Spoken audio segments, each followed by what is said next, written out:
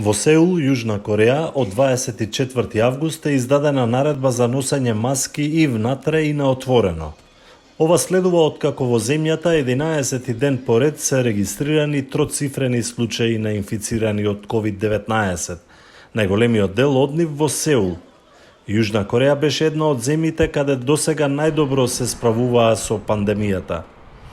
Светската здравствена организација ги повика луѓето да се подготват да живеат со коронавирусот, а не само да чекаат вакцина за запирање на пандемијата. Even a vaccine will not be the end of the pandemic. The end of the pandemic will be the day when every one of us will take the responsibility and have been learning how to behave with the virus. And that depends on us. That day can even be tomorrow. Во Европа досега се регистрирани над 3,3 милиони инфицирани со над 205.000 починати, а растат страхувањата од втор бран. Во светот над 23 милиони луѓе заболеле, а над 800.000 починале. Од Светската здравствена организација велат дека се загрижени од ширењето на коронавирусот на Западен Балкан ова лето, но има знаци на подобрување. Is that as we've been working very closely with each of the member states that have been seeing these increases in cases, and we've been working specifically along the lines of the regional directors' comments, we're now starting to see in several of those countries a levelling off and signs of an early decline now.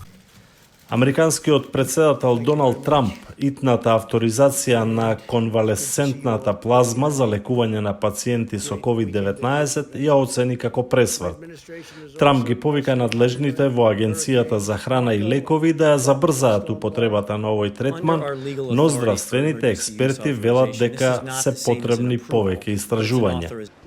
Крвната плазма од излекуван пациент од коронавирус има антитела и е корисна, но за сега нема цврсти докази. Редукцијата на меѓународните патувања го девастира авиосообраќајот, а авиокомпаниите бележат огромни загуби. Австралиски Qantas соопшти дека имаат рекордна загуба од 1,41 милијарди долари. Сепак се надеваат на обновување на туризмот, бидејќи има значително влијание и врз целата економија.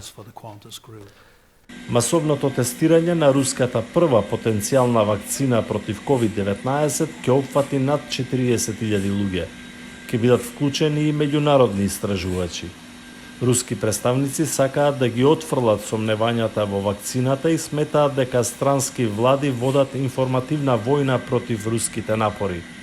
Председателот Владимир Путин ја оцени вакцината Спутник 5 како ефикасна и безбедна, иако не беше масовно тестирана. Западни експерти се скептични бидејќи не е применето меѓународно одобрено тестирање и не е помината низ сите предвидени постапки.